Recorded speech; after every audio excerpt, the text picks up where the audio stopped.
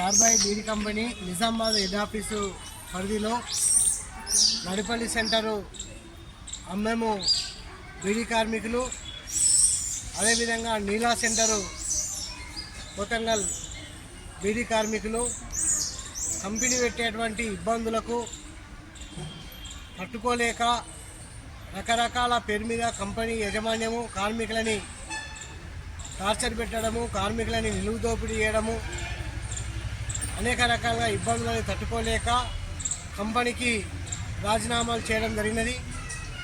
మరి పోతంగల్ కార్మికులు రాజీనామాలు చేసిన తర్వాత కూడా సర్వీస్ డబ్బులని ఎగ్గొట్టడం కోసము పోయిన నెలలో బిడీలు చేసినట్టు 500 రూపాయలు 500 బీడీ చేసినట్టు 1000 బీడీలు చేసినట్టు వాళ్ళకు బిడీలు రాయడం జరిగింది. తర్వాత రాజీనామాలను కూడా యూనియన్ పరంగా మా తెలంగాణ బహుజన బీడీ కార్మిక సంఘం BL2 పరంగా రాజీనామాలు ఇస్తే కూడా ఒక ట్రేడ్ యూనియన్ రాజీనామాలను కూడా చార్బాయి బీడీ కంపెనీ రిజెక్ట్ చేయడం జరిగినది. కాబట్టి ఇవాళ తెలంగాణ బహుజన బీడీ కార్మిక సంఘం BL2 నిజామాబాద్ ACL గారికి గత నెలలో ఫిర్యాదు చేయడం జరిగినది.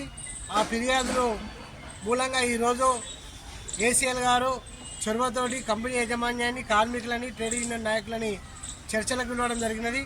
కంపెనీ యాజమాన్యం నుంచి ఫిరోజు గారు రావడం జరిగినది. మరి కార్మికులు కూడా హాజరయ్యారు.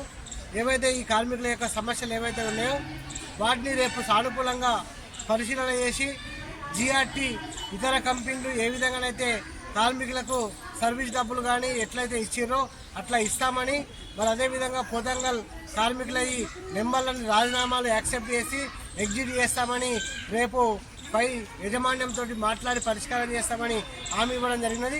ఇచ్చినటువంటి హామీ ప్రకారంగా మేము ఈరోజు శాంతియుతంగా ఈ ఆందోళన విరమిస్తున్నాం.